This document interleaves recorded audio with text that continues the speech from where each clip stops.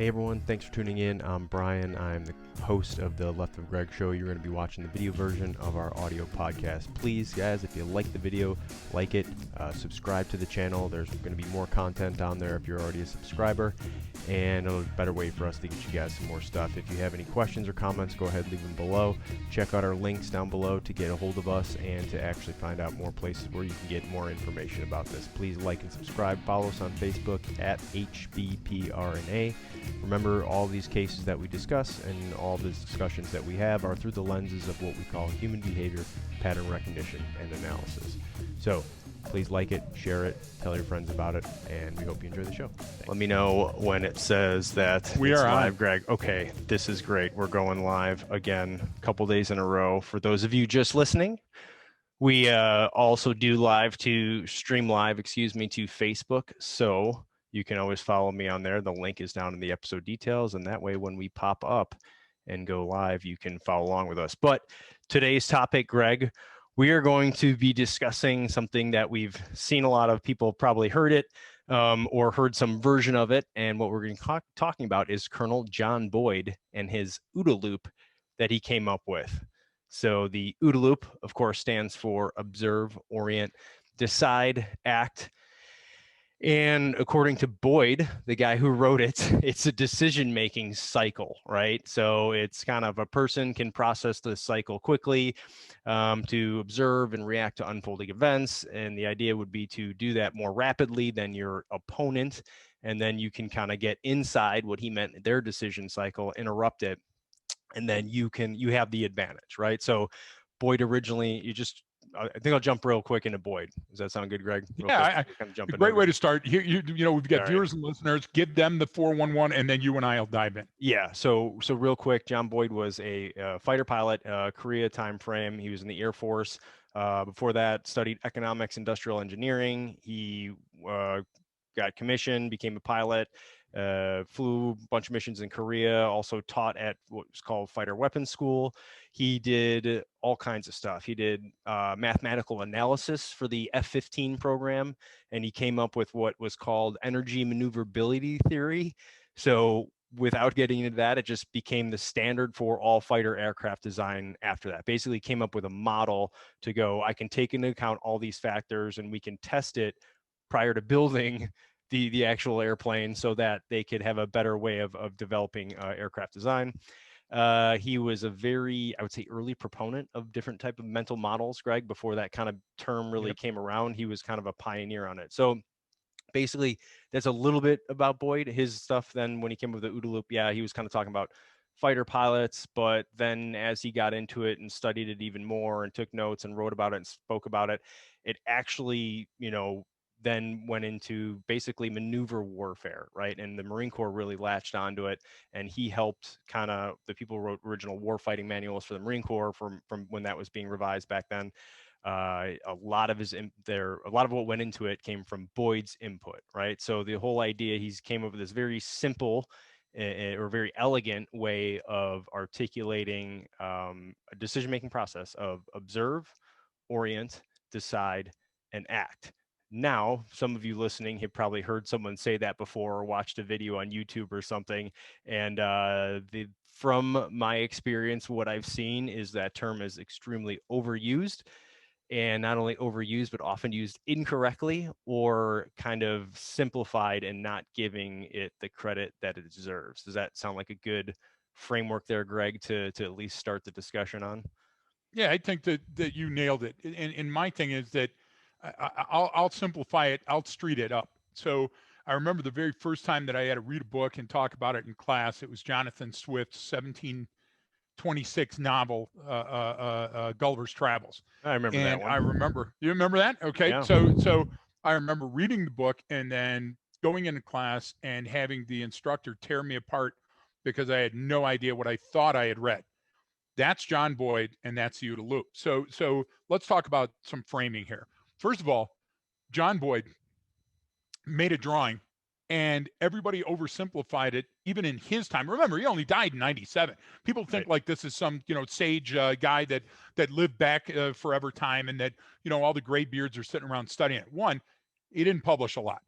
two, he only had one drawing, and everybody said, "Well, it's a loop. It's a loop." So they drew a loop, and they said, "Observe, orient, decide, act. This is the way it looks." And I've seen the representation over and over and over. They oversimplified the hell out of what he was saying, and certainly, if like Gulliver's Travels, you didn't read the Cliff Notes version and you didn't read the little comments, you were going to get lost in it. If you think for a minute that a fighter pilot is saying that you have to take a knee in aerial combat and your loop has to spin faster than the other guy's loop, none of that's true. But that's how rumors get started. That's how the Bigfoot video got started. And then what happens is it becomes larger than itself, and everybody latches on, Brian, and they start writing their interpretation. So are we going to talk about John Boyd's OODA loop, or are we going to talk about an interpretation? And I tell our audience, stick around, because we're going to talk about Boyd's OODA loop and what he really meant. Yeah. So So with that as the beginning, that's what I would yeah. challenge our listeners. No, and that's good. And because like we said, he kind of came up with this. This has become an operational kind of framework, and but it can be used anywhere, right? So what he's doing is trying to articulate decision making process right there in the scene, in the middle of an event, but also then you can apply that to an Yep. operational layer or strategic layer of that, right? The things constantly need to be, as basically it's this loop that's constantly being updated within more incoming information, but you have to kind of sift through that information as quickly as possible. And what he was basing all this stuff on was a lot of different science. Yep. I mean, Gestalt psychology, neuroscience, game theory, utility theory, all of this stuff, physics is what he went into. But the idea was he kind of had this idea that there's barriers that prevent us from seeing or understanding information in an unbiased manner, right? We talk about different types of cognitive biases all the time on this show, and how they affect not just our decision making, but how we receive information. And Yep. he articulated four different areas. One being, we have cultural traditions, we have a genetic heritage, just our general ability to analyze and synthesize information, and then another barrier is the influx of new information. So it's hard to make sense of different observations, right? It's hard to sense make, right, when the situation is constantly changing. So I can come up with a solution, but by the time I come up with a solution, maybe the dynamics have changed where that solution no longer applies, I guess. And those were kind of what he identified as different barriers.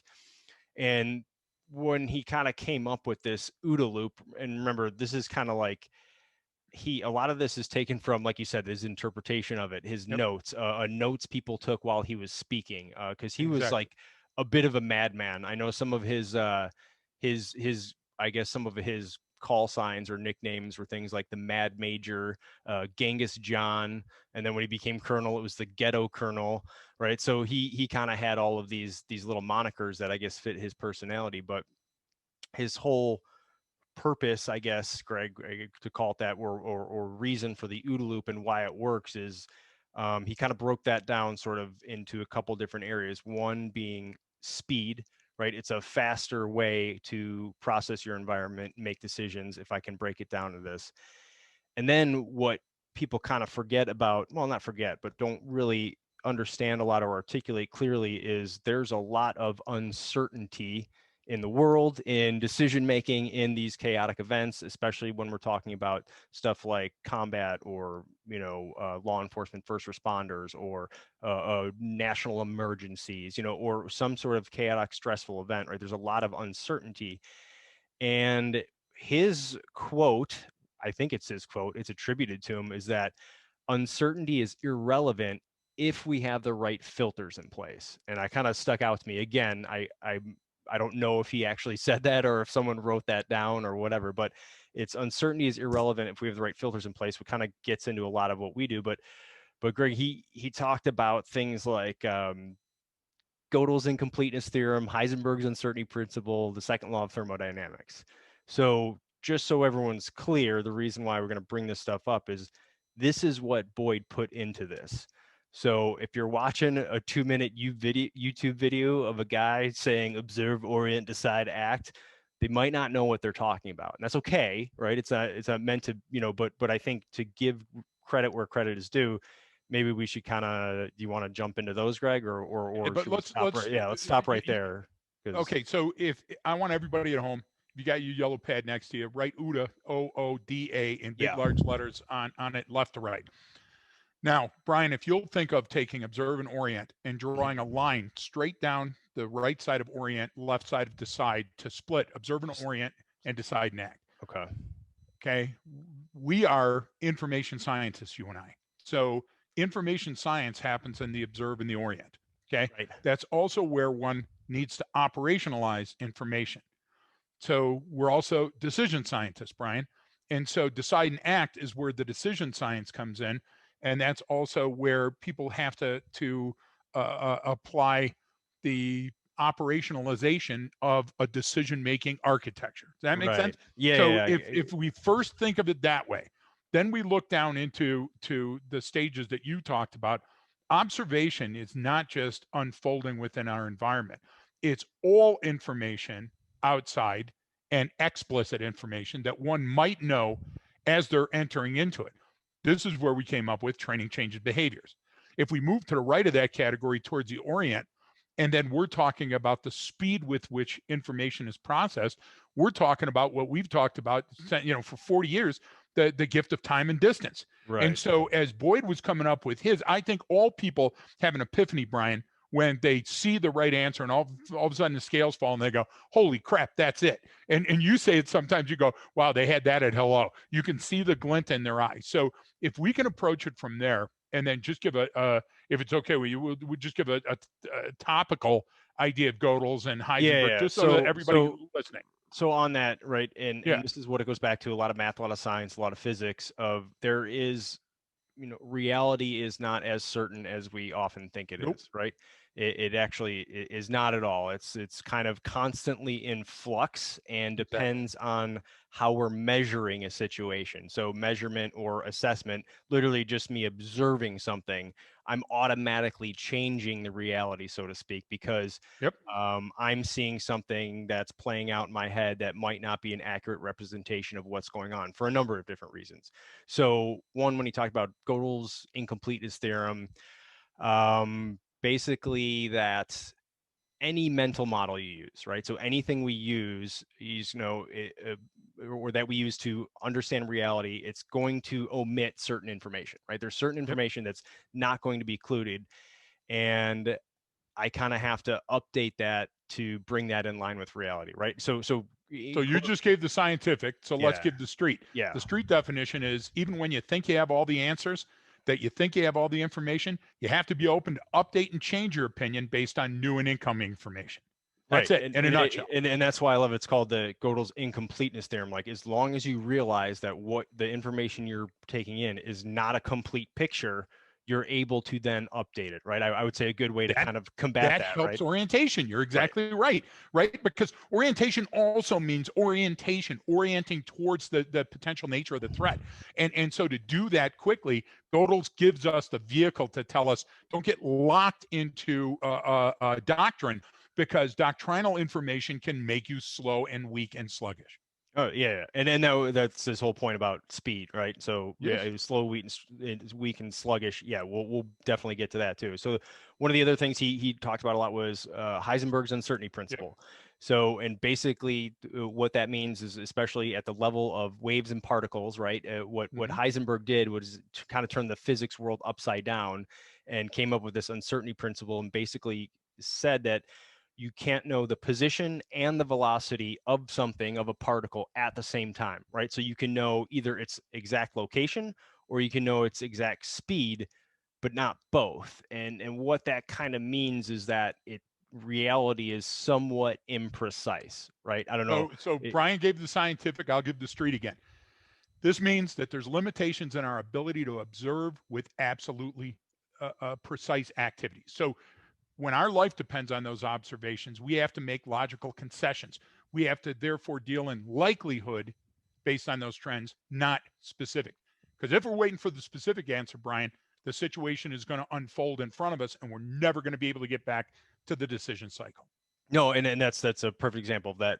Managing that uncertainty is a huge part of all of this, right? So manage that uncertainty, and that all reality is imprecise and uncertain. So it's more so I can't be so focused on figuring out exactly where something is in time and space, because by the time I figure out exactly where it is, it's no longer there, right? I mean, Yes. that's kind of what he means by that speed. And literally, from the terms of him being a fighter pilot, looking at a radar and looking at a plane and trying to determine specifically exactly where it's at, and once that's determined, it's technically no longer there.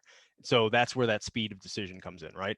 So the next one, he talked about second law of thermodynamics, which is about entropy, right? It's in any closed system, right? We're always entropy is always increasing, right? So Yep. things always want to fall to to chaos, to its lowest state of order, and then energy spreads out and becomes disorganized, so to speak, right? That's a basic kind of definition, I guess, of what entropy would be, right? So let me go a little street on you. Brian uses entropy. I applaud that. He's sciencing it up too. Let's just talk of order and disorder. Outdated mental models lead to a greater degree of disorder. That also means that if you're relying solely on file folders of your own, if they're dated, that can get us into trouble too. So the idea is refreshing the information. That's where the loop comes in. I have to update the information that I'm seeing, and I have to do it routinely. If I don't do it routinely, then I may be operating on incorrect, disorderly information. No, and that's perfect, because what that allows is kind Right. of that next point that Boyd kind of was saying. This is why the OODA loop works, is that it's you then become inherently unpredictable. So Yep. you as a person can become unpredictable, which makes it much harder. Remember, he's talking about it from the perspective of military fighter pilot, right? I'm now operating at a faster tempo. And now what I've just forced my enemy to do, or that adversary to do, is try and figure out what I've done. So even if I'm caught, off guard or walk into that ambush, if I can get into that unpredictable mode, it makes it harder for them. Now they have to react to me. So now they're behind the power curve, right? Yep. So So I would say add one more scientific definition, Brian, if we can, yeah, and that's Gestalt. If we yeah, talk yeah. I about brought it up. Yeah, yeah, Gestalt absolutely. theory, you Yeah. get what I'm saying, and you've got it in there anyway. So folks listening or watching, the brain creates order out of chaos. Okay. Using vision, it's going to organize the missing pieces into a whole picture Hmm. whenever there's gaps, even if the information is wrong. And that's a Yes. conservation function of the brain. Most things that we perceive are exactly what we think they are, and they're not dangerous to us. So the brain skips over those. That's where pattern recognition comes in. We Right. use the same methods each day. We go to work the same direction. We sit in the same place. We watch the same shows. Advertisers rely on that, Brian. We've Yes. evolved, but our biases against comprehension haven't had time to evolve. So therefore, our perceptions of the environment were so much simpler back then. Live, die, eat, Yes. screw, do whatever. And life and death decisions were more quickly defined. I'm sorry, I tried Yeah. to person that up. But the idea behind that, Brian, is Boyd understood that those mental models are rigid because fighter pilots are trained in a specific way. And if you're watching or listening, if you've ever watched any shows about Kasparov or any of the people that play chess, there's, and I don't know, somebody will call in and say there's 1,100 opening moves, let's say, for chess. And then it goes to 1,000,007 of this and that. Yeah. Whatever move that you're making is a feint for the fifth or ninth move that you're trying to draw in to get everything else. So Boyd said, listen, you're going into this and thinking, I'm fighting this other guy and the thing. No, you're You're fighting his fighting yourself. culture. You're Yeah. fighting his height. Yeah. He's fighting the G's force on the plane while you're trying to decide if I'm going weapons free. And Boyd was trying to put those in cups, Brian. He was trying Yes. to put those in cups in front of us so we could understand that if the cup is full, I'm not going to learn. If all four cups are full, it's going to be too heavy to maneuver swiftly. That's why he was talking about plane design. He understood Yeah. that streamlining planes was going to get Well, inside the OODA loop of the other pilot. right. He applied this practically in that airplane design, in that, Exactly. energy maneuverability theory. They came up with the whole idea was, no, you don't need something that's super fast and super this. You want something as maneuverable as possible. So he was all about, all right, how do you maneuver faster? Which is why the Marine Corps adopted a lot of what he said. It literally became maneuver warfare doctrine, right? They revamped theirs based on just his concept of this stuff. Yep. And you're bringing up the Gestalt theory and that type of psychology is exactly what you said. It's it they focus on that, how humans perceive patterns versus individual components. We don't look at individual dots. We look at Exactly. a line of connected dots automatically. That's what we do. So I that obviously goes into exactly what we're talking about, but this is what he was getting at, was we're looking at a line of dots automatically. We're not looking at those individual ones.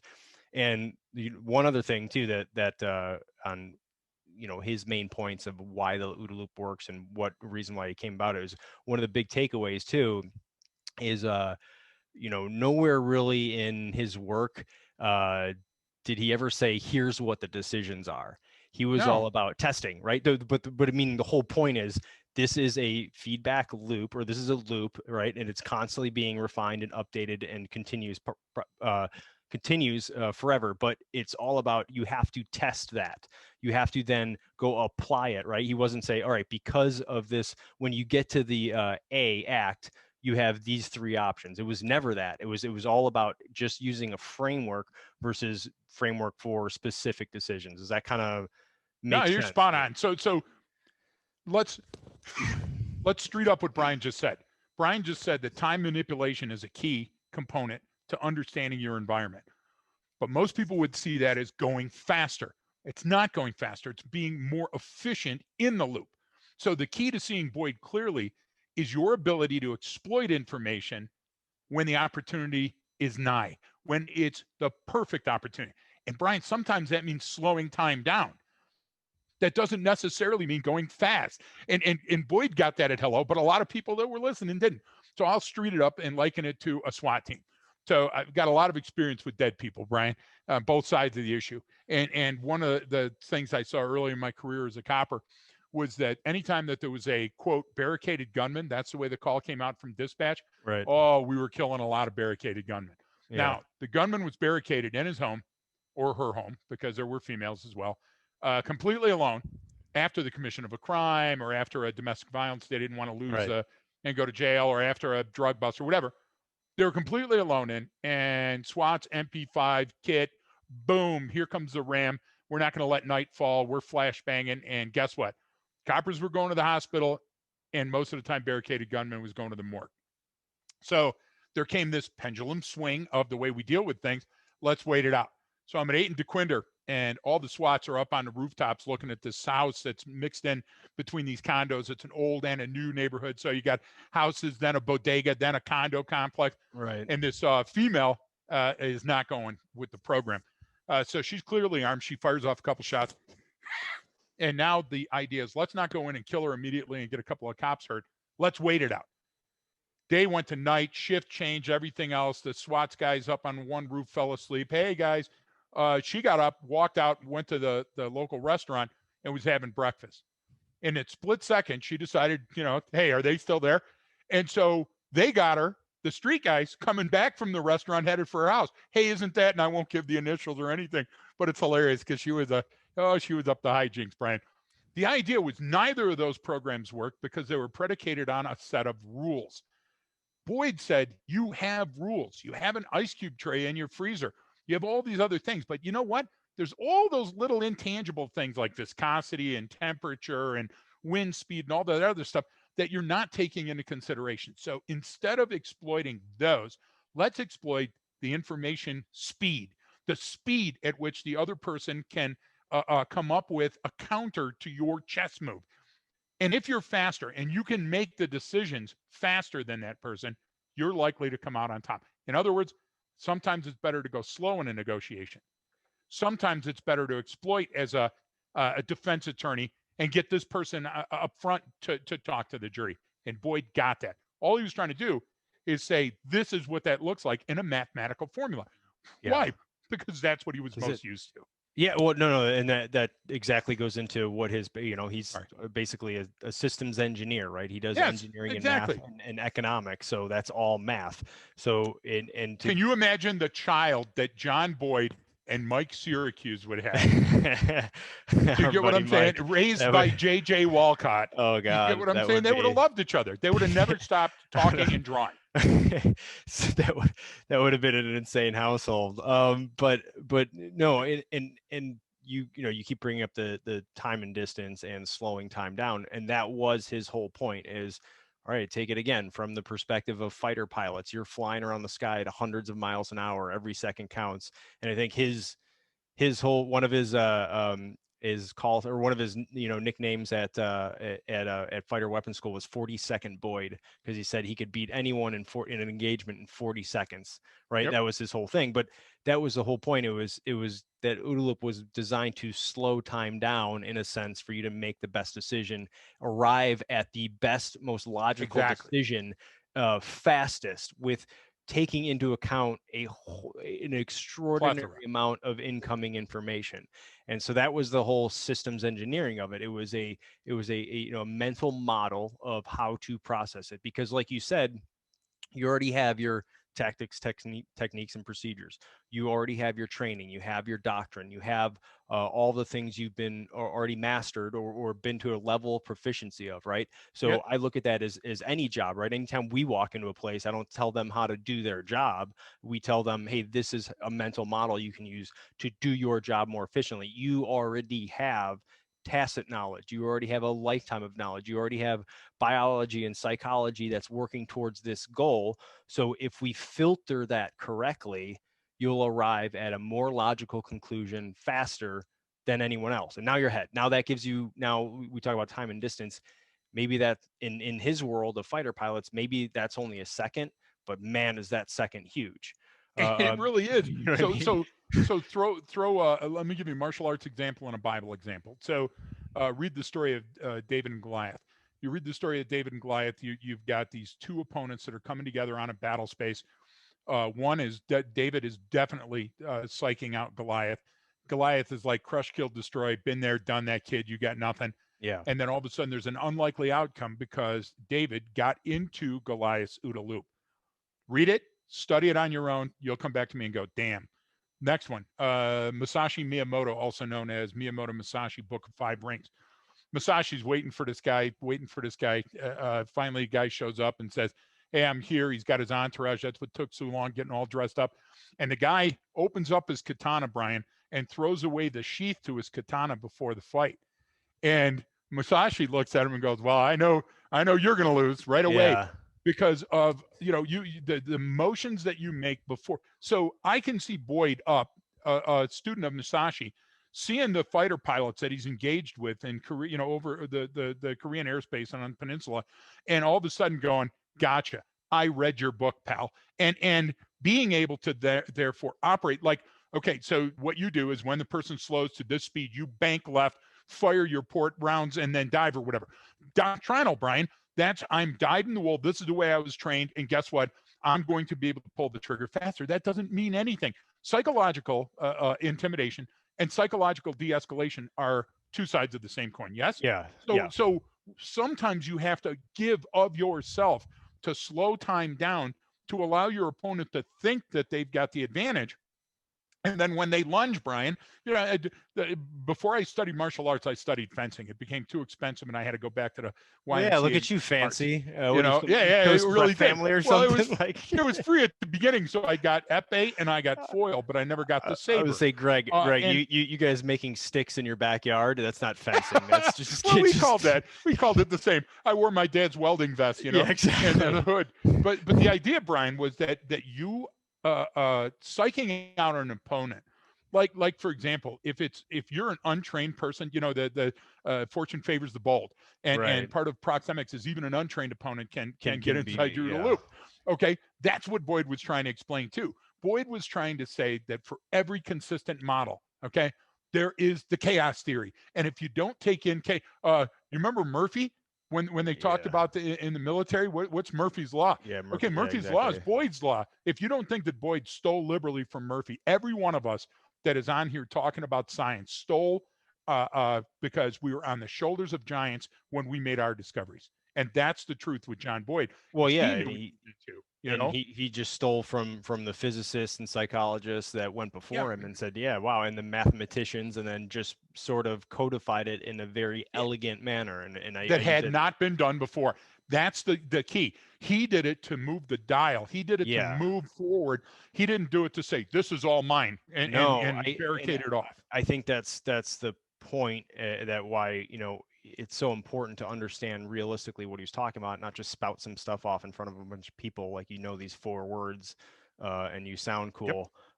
No, like it was what you said. He's on the shoulders of giants, right? So he operationalized these incredible theorems, these incredible Very concepts, these hard scientific, things. very, very complicated Hard.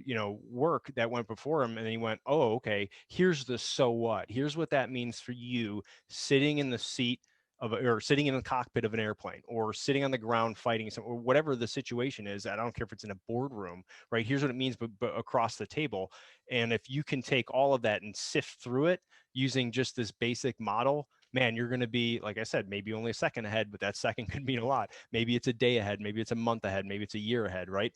You're And exactly right. so I think that's why it's important. But you brought something up I wanted to hit on, because you said psychological intimidation and psychological de-escalation are 2 sides of the same coin. So what do Okay. you You want me to give you an example? yeah, what do you mean by that? I would start with psychological intimidation, because I kind of see, I think I see where you're going with that, but I like that You you put do. it as You're always there ahead of me. Listen, I'm So Boyding you every right time now. you've been We're with not, me when we're I'm turning Boyd into a verb. So we walk into meetings all the time, and so this is a Shelley meeting. Yeah, Tuesday. Okay, hang up.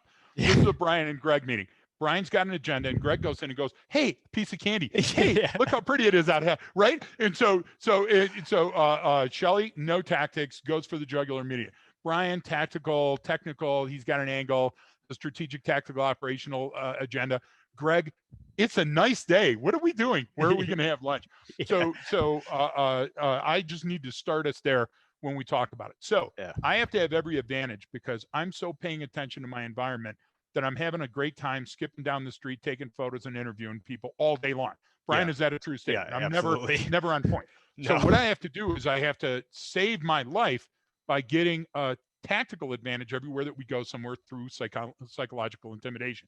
So when we go to that restaurant to get the euros or anything else, what I'll do is I'll make sure that I put the back of the person. Right now, people are going to go, gray man, door, where's the door? Memorize all the people in the room. Horseshit. You can't do that all your life. Yeah, It's you just can't. impossible. It does. But Well, what I'll plus it's too do, much. So exactly, you're it's gonna overload, isn't it? miss what's It's happening. hypervigilance. Yeah, you're not going to get anything to eat. So what I do is I put the person as close to the back of the bar seats and as close to where the shitter is and where the people are coming out with the food.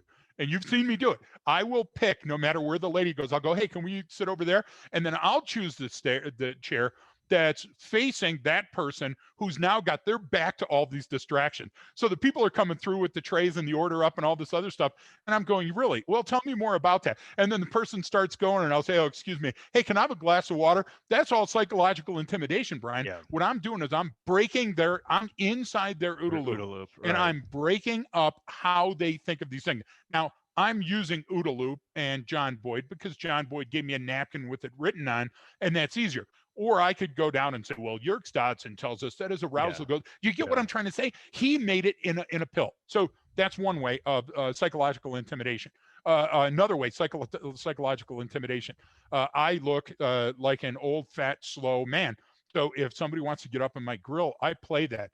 Oh man, please, not today. I can't do that. And I crunch down and everything else. And then the next thing they know, they're on the floor going, how is this fat old man choking me out? Psychological intimidation. That worked as a martial artist, that worked on the street against much bigger opponents or more opponents. So the intimidation and the de-escalation, intimidation is breaking down exactly what John Boyd was talking about and getting inside your OODA loop, where the other one, the de-escalation is, look, we can both win here. Look, take the gun out of your mouth and listen, if you're going to blow your brains out, you're going to do it in a minute. So give me a minute to talk before you pull that trigger. And the longer I keep that person talking, Brian, the more likely I'm going to continue down that path and maybe have a good outcome rather than a dead outcome. Does that make sense? Yeah, no, and I get it, and that's the whole point of the 2 sides of the same coin, right? It's the same skill set, so to speak, that can be used to either I have to make a very aggressive decision right now and act on it immediately, or the exact opposite. Hey, let's pull back, let's get some time and distance, let's calm it down, right? So, and I think people Exactly right. forget that sometimes, that it's all about, hey, you got to make a quick aggressive decision. well, maybe that quick aggressive decision is to pull back and get some time and distance, right? I mean, you have to be that's able to called do the Willy both. Wonka effect for Yeah. those biases, Brian. It's a The Willy Wonka effect. Go Remember, on, please. remember when Willy Wonka got the golden ticket? Okay, Yeah. everybody got the golden ticket, thought that they were in. They were in like Mickey Finn. Okay, and you remember Mr. Joe Peck, slinking around and grabbing him in the hallway and going, "Hey, I work with Slugworth or whatever his name was. Yeah. Give me Yeah. the golden ticket. Give me the secret thing." Okay, life gives you an abundance of golden tickets. One, sometimes you don't see them. We're going too fast. We're going too slow. We don't strike when the iron is hot. Mhm. The second part is once you get the golden ticket, that just invites you to the game. As Andy Reese would say, now meet you in the arena. Well, Yeah. so many things can go wrong now inside of that arena. So Boyd was trying to say, listen, now that we have the time and we're not up there at 17,000 feet going at each other at Mach 2, okay, now is when we can sit down and break down. And Boyd didn't care how you got through the process. Boyd didn't care about the right answer. He cared if you understood the process well enough that you had to update incoming information constantly. And so that doesn't mean it has to be a fast process. Brian, that can mean doing a check on learning in the middle of your class to ensure that everybody's at the same place on whatever it is that you're laying down as an instructor. So if you're an on-duty roll call, use Boyd's OODA loop to make sure that everybody understands, do you understand this new policy about force? Okay, John, give me an example of what that means. Okay, Sarah, what do you think that means? You understand what I'm saying? Doing that check on learning is using Boyd's OODA loop to get new and incoming information to verify the knowledge that you're going forward on stable ground. No, and you brought up a good point about he wasn't concerned about what your answer is, right? He was concerned Yes. about the framework, and I think we should kind of clarify that a little bit because that's really important, and that's a huge takeaway because in a lot of these situations or interactions between people. So let's say you're in a negotiation in a boardroom, or you're in an interrogation and you're a police officer, you're in the military and you're in some sort of whatever questionable situation that's relying on your training, or you're just at work and something came up and you don't have much guidance, right? You have to make a decision. And I think we forget is that everyone gets focused on, well, what's the right answer? I need to know what the right solution is, when almost we should be focused on how do I do my work, like meaning how do I show my work, right? what formula am I using to arrive at a solution? Because if the formula I'm using is sound, right, and it's valid and it works in this situation, then I don't need to be concerned about the answer because it's going to be the right thing to do at the right time, right, or at that time, right? Meaning it's just like a math problem. Like we always focus on what's the right answer. And what did your teacher always tell you? Hey, show your work, show your work, show your work, because that allows you to say, here's the model I used and I arrived at this solution. And then you can have an argument as to whether or not that's the right solution. Or fix the model. Well, yes, if the model is but you broken. may then have to go, oh, wait a minute.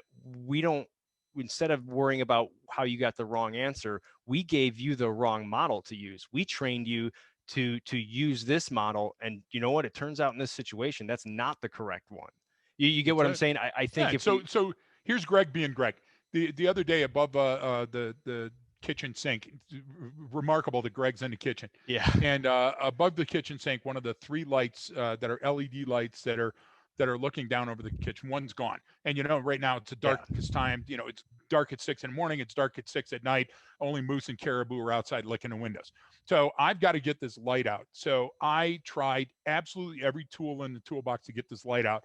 I went online. I said, I am standing on my kitchen covered in sweat trying to get this light bulb out. And there was a thing called a hack. I'd never heard of a hack before. And the guy goes, use a rubber band or a potato. If you got this kind of light, use a rubber band, put the rubber band on your thumb and turn this way. And if you have this kind of light with these pegs, use a potato, push the potato this way, and then drop it down. I used the rubber band, Brian, and in 17 seconds, I was done with the process. It took 1.7 hours before that. Yeah. Okay. So two things kept me down. Perspective bias, my own inability to divorce my prejudices and experiences from making the right decision at the right time because my perspective got in the way. The second was confirmation bias. I already knew I was the smartest guy in the kitchen. Why the hell did I have to engage anything when I had a whole toolbox full of tools that I had used for 59 years? Do you Yeah. understand what I'm trying to say? So those two things, Boyd knew that. He took that into consideration and said, Gutenberg, remember Steve Gutenberg nailing Steve it? I'm the Gutenberg Newton better. or He or said, Johann Gutenberg. yeah, he said, wait a minute. He said, wait a minute. And Boyd said, wait a minute. The reason that Krulak and everybody else glammed onto him, and Yeah. that Chaos Actual could quote him verbatim, was because Boyd just said, wait a minute. We're skinning our knees out there. Listen, if the process is right, at the end of the day, the sausage will come out and it won't kill us. And that's a place to start. So I'm not telling you what decision to make. I'm not telling you which of these is the best decision. I'm showing you how to do it. And didn't we take that when we were doing human behavior pattern recognition analysis? And because we were both during the same time refining our own theories into practice, I stole liberally from Boyd when Boyd says, hey, listen, teach them how to do it. Don't Yeah. teach them what to look for. Teach them how to look. And that's why, if you remember back in the day, Brian, our Yeah. whole first morning was enhanced optics and observation and the human eye and perception theory. Why? Because we wanted to avoid perspective bias and confirmation bias and overcome the physical attributes that draw us back into dissonance. Because if you're exhibiting cognitive dissonance, which Boyd, he That- liberally sowed it in his Yeah. opponent. That's why he could do it in 40 seconds. You Yeah. get what I'm trying to say? And Musashi did the same thing. If you're too busy thinking about why am I coming with a boat, or where's Musashi because he was supposed to be here an hour ago, Yeah. you're not fighting your fight, are you?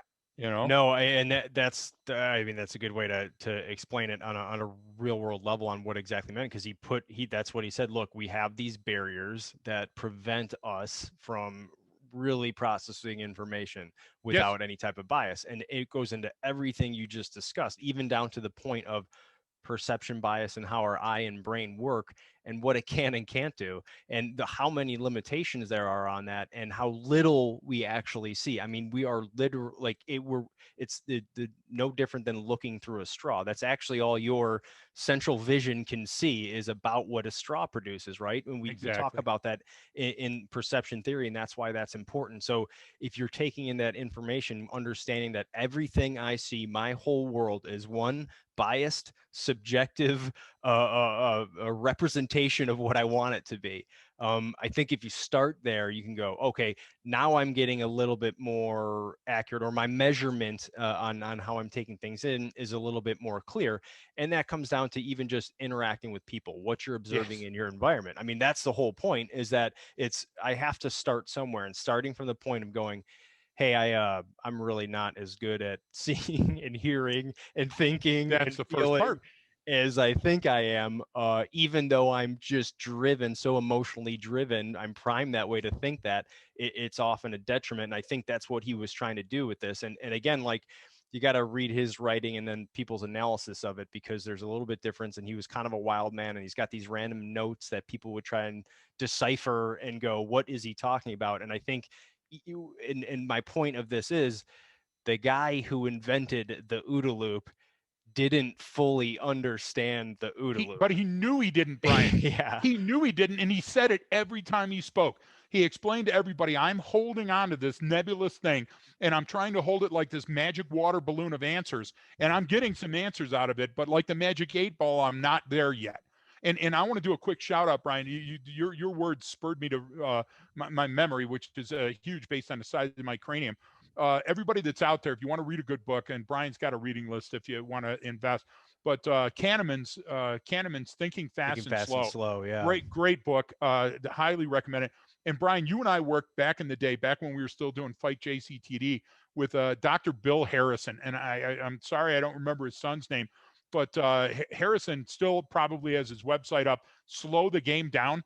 And Bill Harrison had us all in a room and was talking about a pitcher and the batter, and he explained physiologically and physically and just anatomically how the batter, there's no way for the batter ever to see the ball and then be able to swing and hit the ball.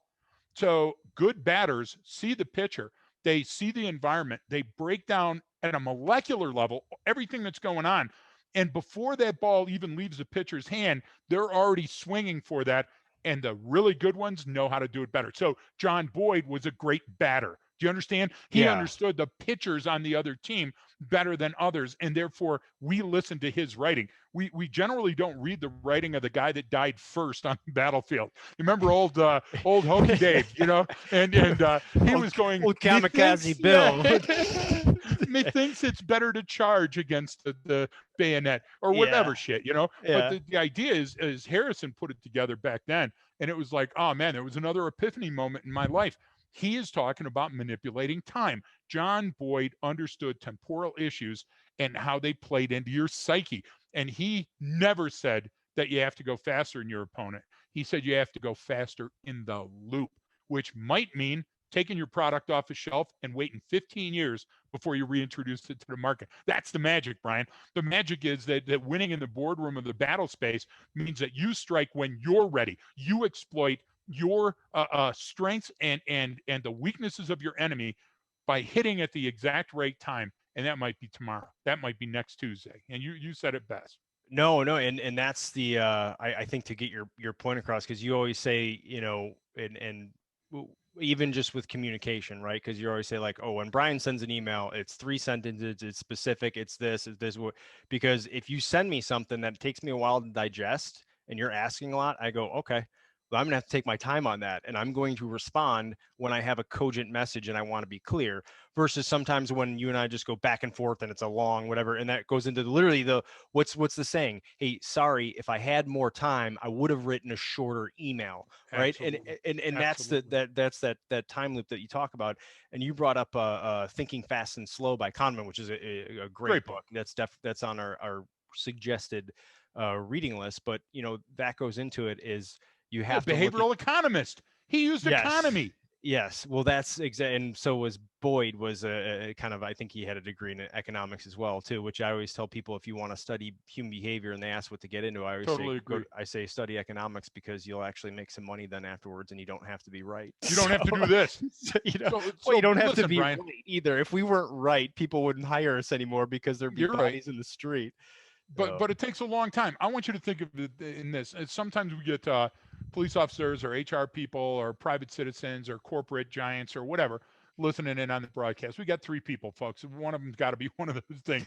Listen, Yeah. you're a cop or on a traffic stop, and you go up on a traffic stop, even the Supreme Court. And remember this: if you are so silly that you think that judges go out and do ride-alongs with coppers, or that judges were first police officers that made arrests, they weren't.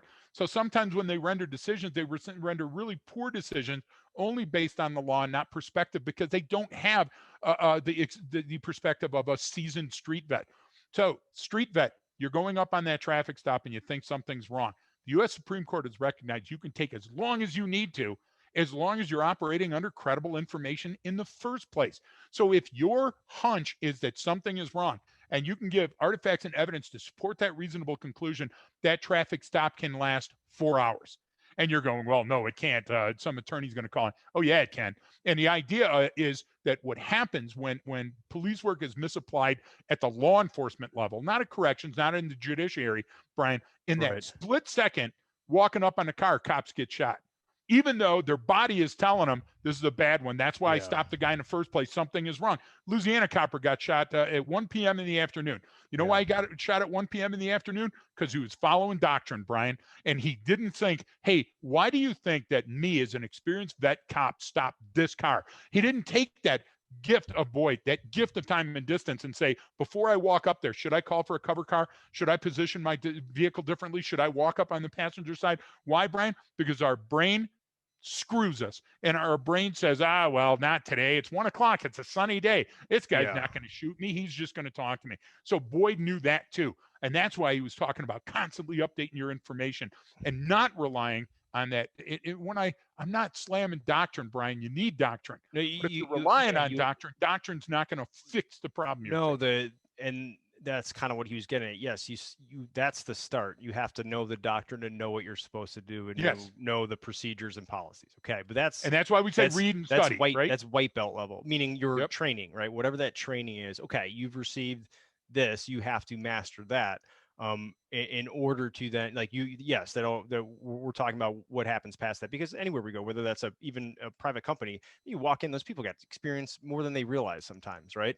Yep. I mean, whatever their job is, like you said, HR, that person's been doing that for 10, 15 years. Like, they forget how much they know sometimes, so they don't use the right mental model to go through stuff. Exactly. But everything you talked into is exactly what Boyd was talking about with those barriers to seeing, understanding, articulating, perceiving information correctly. Is just we're almost, genetically primed to just go with the simplest solution at the time, but it's based on very, very simple set of rules and a very Exactly. simple set of circumstances, and that is survival. We are well, and have been for a very long time past the stage of we're just trying to survive as a species, right? You're exactly right. So we're past that point, but we still have that same kind of operating system and wiring, I guess, in us. And That we so, can't shed because it right. was utile at one point in our existence, and the factory doesn't know when it needs to open up again. So it's not going to abandon that wing. Do you get what I'm trying to say? Yeah. Because we might need it. So on the if we go back to OODA, Brian, and take a look at the word OODA, OODA, on the OO, right after it, now instead of having an up and down line to talk about information versus decision theory, I would ask our viewers, our listeners, to make the letter V laying on its side, so the greater than sign. You know what the greater than sign is? I do. And tuck the two O's into the left of the greater than sign. Then that leaves us with decision and action. But instead of decision and action, do what Boyd did. Write down hypothesis for your decision and test for your action. So now Yeah. what we're saying is the information theory, the information that we're using to come to the hypothesis is that we believe these factors are present based on the artifact and evidence. We're drawing the reasonable conclusion. That's my hypothesis. So now what do we do with the conclusion, Brian? We test it and we test it and we read the feedback and we test it. That's our wave theory. You throw a rock in the pond, you see it go out, and guess what? Sometimes you have to be the rock when you're Yeah. assessing an environment in the boardroom. Sometimes you can ping off of the person that's talking or the PowerPoint, but sometimes you have to be the rock, and sometimes you have to shake up that meeting a little bit. Boyd knew that too. So the interpretation that you have of the mental model of this circle with OODA is completely wrong. And if you start there, you're going to fail. I'm telling anybody that's ever gone online and listened to these YouTube lectures on OODA, if you start there, you're going to fail. Yeah, no, and that comes because, well, that's also because it's so overused in military and law enforcement and a whole bunch of other places. It just becomes, but like a lot of terms, it becomes so overused and cliche that it lost all meaning, It and really no one has. even remembers what it's actually for and about, and the complexity of it. And it's important to understand that, one, if you're going to use a term, I'd hope you know what it really means. But beyond that, just actually applying, because right there, what you just said is exactly another great way to look at it, right? So I talked about earlier at the beginning when, because of all the different, perception biases and different ways we process information, how many barriers there are and how many problems there are with that, I have to take that incoming information and even get down to the physics level of uncertainty and incompleteness and go, all right, I'm not getting a very as accurate of a picture as I think I am. So therefore, the decision and action, just like you said, it's better to use, hypothesis testing, right? Because that's what you're That's doing. We're saying, exactly right. okay, I think this person is alluding to the fact that they want a bigger percentage on their contract. Let me test that, That's Boyd's hypothesis. secretary. That's it's that's Boyd calling from beyond the grave. Exactly. No, no. And so I think it's like that. Having that idea of it, it's testing a hypothesis versus it's making a decision and acting on it, also allows me to go, well, I'm hypothesis testing here, so it might not even be the perfect answer, but it's a good enough answer for the situation that I'm in right now. Let's see how it plays out, and that kind of helps delineate it, right? You're so spot on. And I want to go back to folks, if you're listening, if you're writing down what Brian's saying, please keep accurate notes because he's right on here. And early on when he was talking about orientation, he said stuff like culture and he said genetics. So Brian, let's talk about genetic heritage before somebody spins out of control. Just one thing out of all of this panacea of stuff that comes in, genetic heritage. Well, we talk about rods and cones in class, and we talk Yep. about perception, and we talk about perception biases, and we talk about something as simple as day vision and night vision. And when we talk about night vision, we talk about low light vision. And I'm not going to get into great detail here, but people don't see well in low or no light. And there's two times during the day, like the post-nautical twilight and at dawn, when we see less well than we do the rest of the day, and our brain is rebooting. If we understand that and we understand the chemistry of the brain, we can exploit that information to reinforce our defenses or attack at dawn or at dusk. Do you Right. see? We can be a better hunter to understand when the animals will be moving if we understand their vision and the size of their brain. So when you talk about genetic heritage, somebody was going, what the hell does that mean? Well, that means, listen, there's certain physiological Yeah. makeups of humans. And if you Yeah. don't understand those human factors, you're going to fail at human performance. It's Simple okay. as that. It's okay to say there are biological differences between men and women, Greg, if that's what you're Yeah, getting. I haven't found them yet, but I keep looking, if you know what I'm saying. I have the shoe mirrors, folks, and I'm not proud of it, but that was my hypothesis. And I No, test it every time I'm on the airplane. no, but that's fine, right? We have different biological differences between Tubin. even within humans. Oh, Lubin, Tubin. Tubin. So is that is that the call sign for what you're doing right now on I the have no Zoom call? pants on. So that is now called That's new performing information for you to process, Brian. So it is, and thanks for throwing that in there and completely derailing my train of thought. But I think I was inside your OODA loop, Brian. you definitely got inside my OODA loop there. Maybe that's what Tubin was trying to do on that Zoom call. I don't know, but It worked. certainly worked.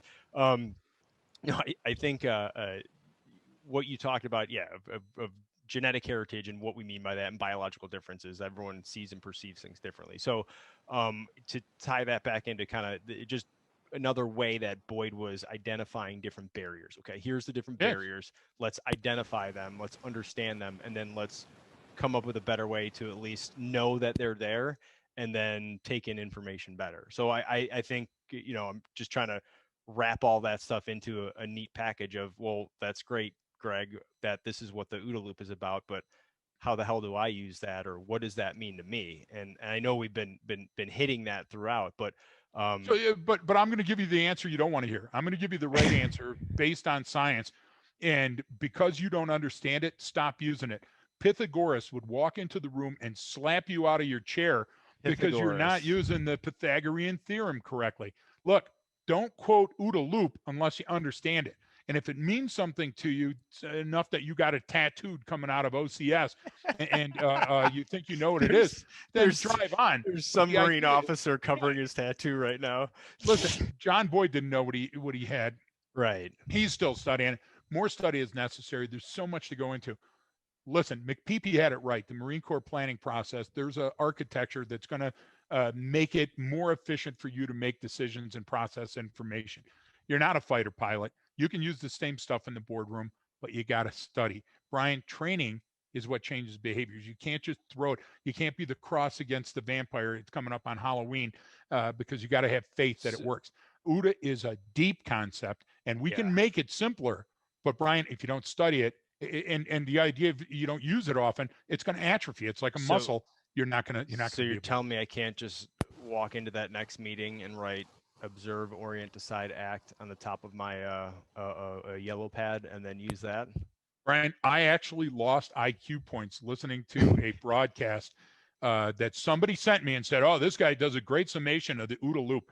Brian, I don't think it was a human. I think it was a mind exploding drug that they gave me because this guy was getting auditory hallucinations. What he was saying isn't right. And that's really why I wanted to talk to you about this and do a podcast, because many people have books all over their office, Brian, and they have all this wonderful stuff that they quote all the time.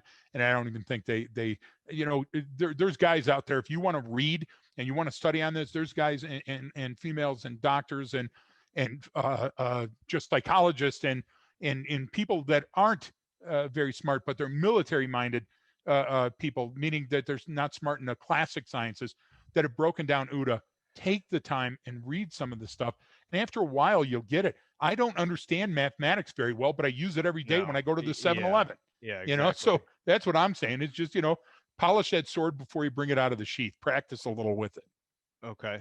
Well, what does that have to do? Well, how does how does Klein's recognition prime decision making fit into this? Yeah, he's a genius. Gary Klein is probably because one of the smartest people I've ever met in my life. Yeah, and I know we could do a whole nother podcast on that, but just the exactly. OODA Loop is far. But all Gary Klein stuff is gathering dust on an office in Gary Klein's massive library. The idea is what we did is operationalize it. We went outside the wire. We were booting the doors, ramming the cars. You get what I'm saying? When these geniuses in our field came up with the stuff, Brian, we were the ones that were doing the hypothesis testing out in the field. And that's what makes the difference. So somebody can say, well, theoretically, I did this. We didn't do it in theory, Brian. We did it in practical application every day. And that's a big distinction with Boyd, right? He was doing this. All right. Yep. This is what I come up with. Let me go get in a jet and show you what that means, right? So I think he was kind of. I think that's the difference. Kind of able to do that, and so he also put a chip on his shoulder and said, "Come do it." Against me because I'm faster than you. And I've done that my entire career. So my entire career, whether it was my military, whether it was the shooting blunt force trauma weapons, fighting, or outthinking somebody on the street that's a criminal, I keep saying it. SMOBM, Brian, come get some. Well, that's what it was, the whole, prove it, right? He actually took that into consideration and actually was able to, all right, here's what I'm thinking. Here's the theoretical model. Here's the mental model. I'll show you how I can beat you. And then they ended up calling him, 40-second Boyd. That's what, doesn't Shelley call you that, 40-second Greg? Or is that? I never lasted something? 40 seconds. So never. So all right. Well, thanks for that, by the way. So it was always very nice to leave me in a very somber mood. I'm now the mayor of Somber Town, everybody. So on that, well, I don't know. I think that's kind of a good, at least a discussion of where Boyd was coming from, what he meant by that, what some of these terms mean, how he was trying to defeat these natural, biases that we have, these natural barriers that are out there to us, that affect our decision making. And he did that in a very kind of, we always say it's so simple, it's elegant, right? Elegant, so simple, it's elegant. In the scientific term of a very simple process of the OODA loop, which is often misunderstood or misused. But and hey, for your comment on recognition prime decision making, Klein is a genius. Go back and read Marty Seligman's work. Yeah, Marty was a prophet to me. There are so many people out there, Brian, and trust me, I was swinging with 16-ounce gloves in a really big dark arena and accidentally hit a couple of greats, and they showered me with some great ideas that I followed up. And I think John Boyd, if he was alive today, would understand that perfectly. And so we can't just throw the words OODA at a problem. I know. We have to truly understand it before we pull it out of our holster and aim it at a problem. I really cringe when I see that, when it's just the overuse of that term that's extremely complicated. But old 40-second Greg. Oh, all right. I aspire to that 40 seconds for the next show. Someday. All right. I think that's a good spot to kind of wrap on, and I'll put some of the links to some of the people you're talking about, some of the books and the details, and then would kind of ask everyone, to just, hey, check that stuff out. If you want more on it, let us know. Reach out to us, leftofgreg@gmail.com, or share it, like us, all that stuff. Don't forget to follow us on social media, because it kind of helps out a lot in getting the message out there. Or go ahead and send this out. So we appreciate everyone tuning in. Always, like I said, check those episode details. We'll have some other links to different stuff or upcoming courses if we've got it. And you can always sign up and follow along. So with that being said, as always, we end with, don't forget that training changes behavior.